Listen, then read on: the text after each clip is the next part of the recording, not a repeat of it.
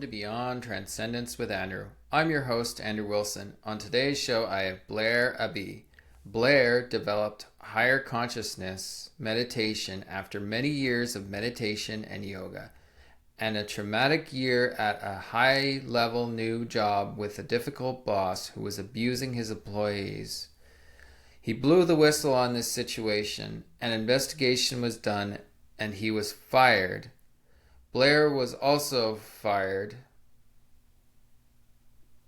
as a troublemaker, thus ending a 25-year career. This forced him to dive deep into his meditation practice and stay sane. As a result, he emerged with a new vibrant ways of coping with life's challenges. In short, he's an observer, yogi, and a toolmaker. His books reflect as much. Please welcome Blair Abee. Welcome to my show, Blair. Lovely to be here. Thank you. So, tell me about spirituality. What brought you to spirituality? Oh, gosh. Well, if you go back into ancient history, about 50 years ago, when I first moved to San Francisco, it's really the beginning of my quest. My first activity was a dream workshop, a Jungian dream workshop at the Jewish Community Center close by to where I lived. And soon after, I began yoga. So I've been doing yoga now for about 50 years.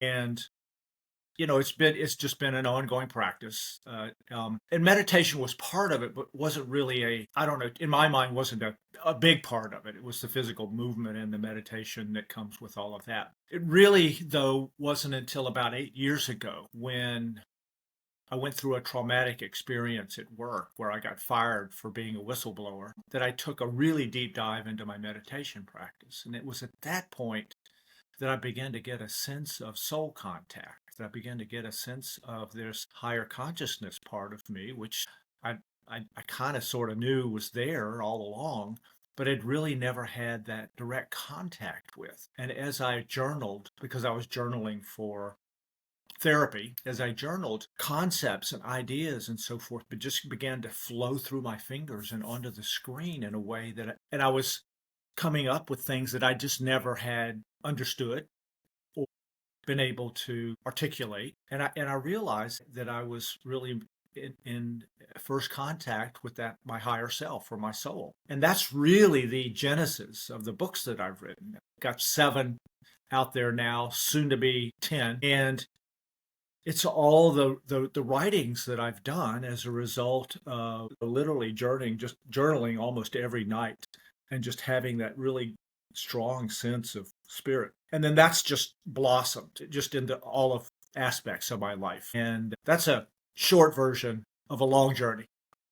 That's beautiful, though. Yeah, I love journaling. I started journaling myself when I did. I did a solo retreat where I went out in the just away from technology. I rented a cabin for 3 days, and I was just alone with my thoughts. Yes. And I got right into a really good book, and then I just started writing down like everything that I've overcome, all the trauma. And my life coach is like, "That's your superpower. Use that," because it's like you need to lose something for you to achieve this consciousness, I find, because Yes. everyone I've talked to on this podcast has had some form of trauma and they've built something beautiful because of it. And it's It's like, interesting. Today, I look back on that and I think, gosh, that's the best thing that could have happened to me, although it was incredibly traumatic at the time. I lost a 30-year career. I lost my income. I just didn't know what I was going to do. Fortunately, I'd been able to save, some money and had enough resources to kind of get through that difficult time and ended up moving back up to the Bay Area from San Diego. But it was, that was the stimulus. And I think it happens a lot. Of course, it happens whenever you're ready, whenever it becomes time, whenever, grace smacks you upside the head and says, okay, wake up. yeah, Yeah. that's fair. Oh, yeah, no, it's like, it's beautiful the knowledge that you have because you took something you loved and you turned it into basically your career, your Yes. life's work. Yeah. And it would have never happened had you have kept that job. I don't think so. And now I bless those folks. I don't, I no longer have a lot of animosity toward them and, wish them well and glad I'm not having to deal with them anymore. Yeah, you probably feel so much lighter too, because I noticed when I left my job, it was just too toxic. And I worked with Yeah. people that have been with that company for 30 years. Yes. And it was like they had a different soul inside them, and they just, all the life had been sucked out of them. Yeah. I was like, I can't do this. I have to go somewheres and do something for me. And I want to be around people that are motivating and positive and just, they want to live in life to live, not live life to exist. And Right. And it's a yeah, choice. I mean, what you're saying is it's a choice. absolutely. And we all have a choice. And it's just at the end of the day, is the money really worth it? Or can you create something more beautiful that'll foster into money, that will foster into an idea? Like Yeah. it's amazing. Like all these people that are wealthy and successful, the reason they became wealthy and successful is they journaled, they thought of ideas, they had traumas, and they built something around it. Like you look at Tony Robbins, you look at like Joe Rogan, look at what they've built. And they wouldn't have done that if they had been working a normal 9 to 5 job, following what we're supposed to follow. It's like we're programmed from birth to follow this life and not enjoy the rest of it and not experience the world, experience the culture. Like my fiance and I, we went to Mexico, and instead of staying on a fancy resort, we rented an Airbnb and we immersed ourselves in the culture. Yes. And everyone thought we were crazy for doing that. It was the greatest experience ever because we got so many beautiful memories from that. And we got a private tour at the Mayan temples. Wow. We went early, and we got our own guide, and he just took us around and showed us everything and gave us the education on that. But you would never experience that if you do like the exclusivity and do all that. You don't experience the culture. And it's interesting when you said something that I thought is really important, and that is that we're all programmed from birth. Really, we're all programmed from birth to be three-dimensional humans ruled by our minds. The chatter, chatter, chatter, chatter, the worry about the past, the worry about the future, not able to be in the now. It and the programming is almost hypnotism in a way, is about how you have to follow the rules and kind of do things according to how everybody else is doing them. And dog eat dog world, and this is a tough place to be, and we're all worried and concerned about our well-being. We don't get a chance to recognize the eternal beingness of us happening at the same time, but not available until you slow down enough to be able to recognize it. And I think that's the beauty of meditation, is it gets you to slow down enough to be able to see, well, there's something else going on. What is that? And that then makes exploration perhaps the next step. And as a result of that exploration, you begin to see, or that's my experience, I began to see, that there's a whole universe out there, that I was in a fifth dimensional reality, which is invisible, but is very real and very tangible if you can get quiet enough to notice it and to allow it in, if you will, because it wants in. I mean, your soul wants in. Your soul wants a relationship with you. And it's one of I think, the greatest things that can happen to any person's life in any lifetime, is to finally begin to make soul contact, because once you've done that, your life, everything just sort of shifts. It's subtle, but it's very tangible. It's really what my work is about, is offering people tools, if you will, to tap into that part of themselves. Absolutely, and that's cool. And I've learned just I don't know if you've heard of the author Neville Goddard or not, but he always says like we should not spend our thoughts. Our thoughts are an investment. Our time is an investment. It's like money. Everything's an investment, but we're so caught up in what's going on around us that we don't see what's going on inside of us. And that's the one thing I've learned with spirituality. To be successful, you have to be successful in your heart. You have to be successful. And even when working out now, I notice like if you talk to your body and you tell it, I'm going to put you through this much strenuous activity, Yeah. please handle it, and it handles it for you. Or you say, we want an extra rep, then it does an extra rep. Like, Yes. and we just don't realize that, and we're so scared of like disease, but we actually create disease because we bottle up our feelings and we let them fester and grow in. That's how cancer started. That's how diabetes started. It's not like the food we eat, it's our internal being is saying, nope, I don't want I that. think we do create our own reality. I with definitely create and our that own and that's reality. what you're saying. And we create our own reality by virtue of, from my perspective, the vibratory rate that we operate in and under. In other words, if you begin to operate at a higher level of awareness, a higher level of consciousness, a higher level of vibration, the law of the universe says that like attracts like. So if you're operating at a higher level of awareness or consciousness or vibratory rate, you're going to attract good people, places, things, circumstances into your life. If, on the other hand, you're operating down at a lower level of consciousness or awareness, depression, or whatever, your whole world is going to reflect back to you that which you are giving out, which is really amazing if you think about it. It's how powerful we really are. Again, most people haven't been exposed to those ideas.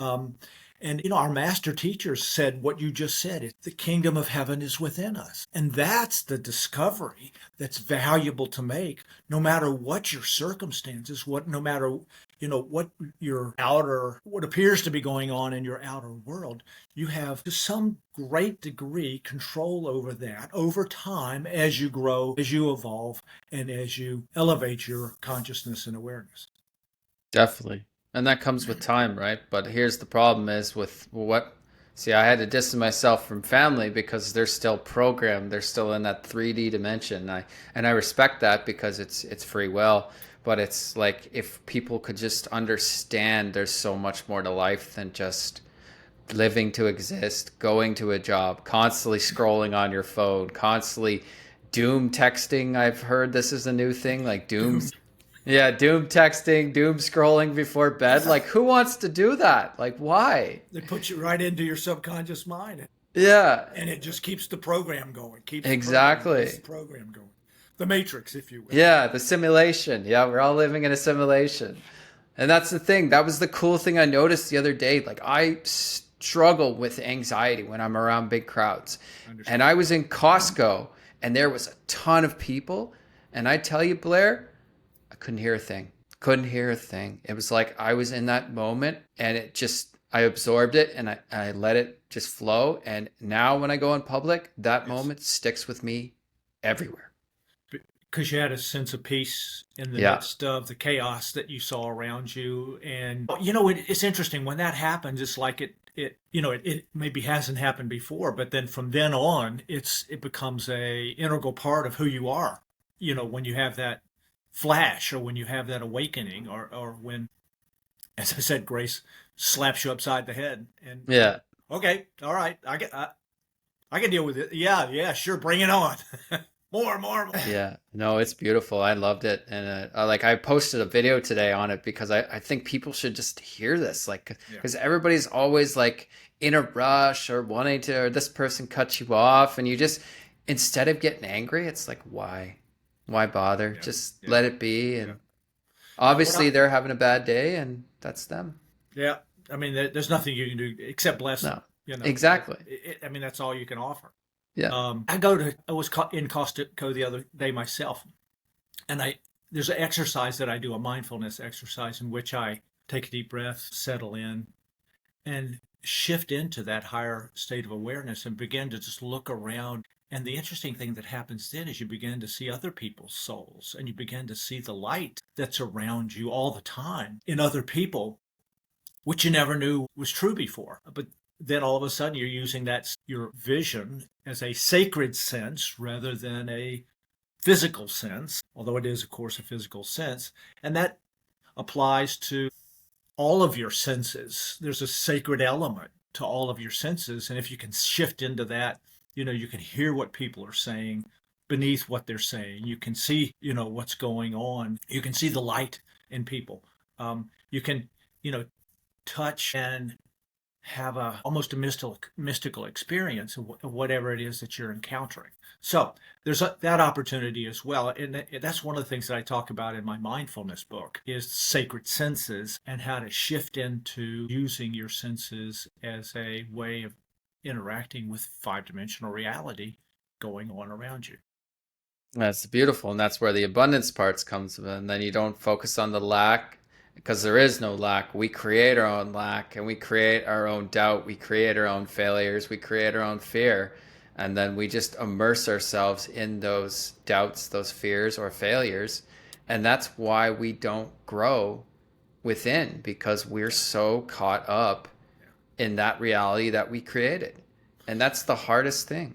And as we were saying earlier, we're all indoctrinated. We're all sort of asleep at until we begin to wake up. And I think that's what that's what our master teachers, I think, were trying to show us was that they had the experience that you and I are talking about. And then they began to share that with the people around them. And they began to say, okay, they were just pointing in the direction of here's the direction to go in. Here are the things, some of the things that you need to do. Here's some tools that you can use to have the same experience that I'm having. I'm not anything really special. I'm just your bigger brother. I'm further down the path. Here's where the path leads. Yeah. Yeah, And we're all on different paths, so of course. everyone, no one has to follow the same path, but No, you watch it on the sidewalk, everybody follows the same path. right. Well, you're trying to find your own, and everybody has their own. Exactly. And whatever Definitely. works for you is what I say. Absolutely. But find some tools, try some things. And there are all kinds of opportunities out there to wake up. And there are all kinds of people talking about all kinds of things. You just find something that works for you. And there's so many like outside of work career opportunities too now, especially within 2025. I feel like there's going to be so many more entrepreneurs, more people are going to realize what their worth is, and they're going to leave their job, even though it is a 30-year job. At the end of it, they might, I want something more. I want something like here. It's constant. Like people going on strike, doing this, Yeah, doing yeah, that. And it's yeah. it's constant. It's like when is enough? Like when can you just walk away from it and not do the strike? Because what's Well, the strike achieving?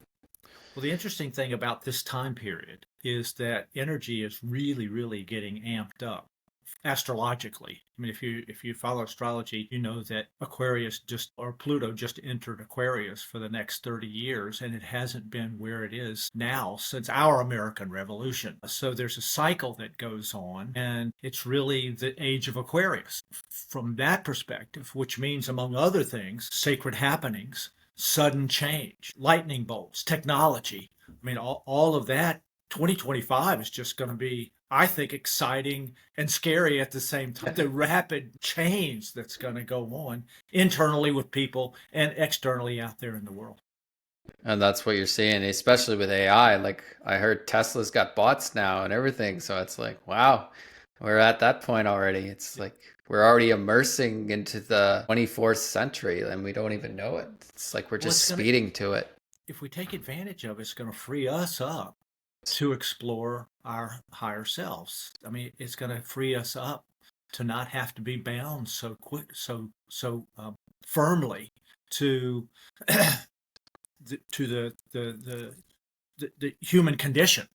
Uh, it's not that been that long since we were in the caves. I mean, we've evolved rapidly, and now we're, I think, evolving to a point where more and more people are going to wake up, and the world is going to shift. Now there are going to be lots of people who decide not to go there. Who's going to stay, but there are lots of people who are, I think, on a trajectory upwards, and it's almost as if it's going to be two different species of five-dimensional beings and three-dimensional beings.